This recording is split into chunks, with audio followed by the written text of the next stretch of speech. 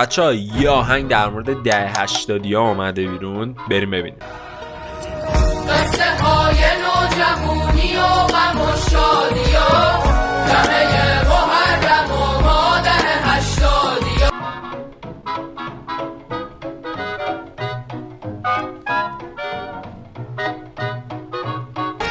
هر شبم با تو شب مهتابه. یه نکته جالب اینه که این پسر مشاور این پروژه است.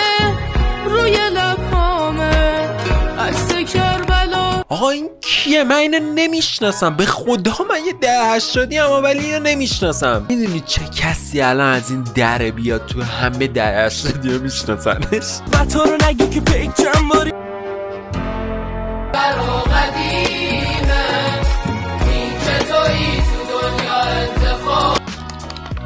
آقا فیلم نگی، داری چیکار میکنی؟ فیلم نگی. اینم نمیشناسم. قصه های نوجوانی و غم و شادی ها، نفس نفس دور تو میگردم بدون هیچ معد. لایف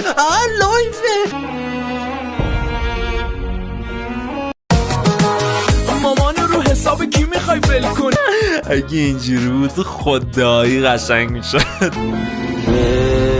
یعنی به تو رسیدن، یعنی ببین این دهه 80 واقعیه. تو فیلم برداری ها بازم علاقش به بازی رو نمیتونه کنترل کنه. اینه عشق، یعنی تموم سالو همیشه بیقراره.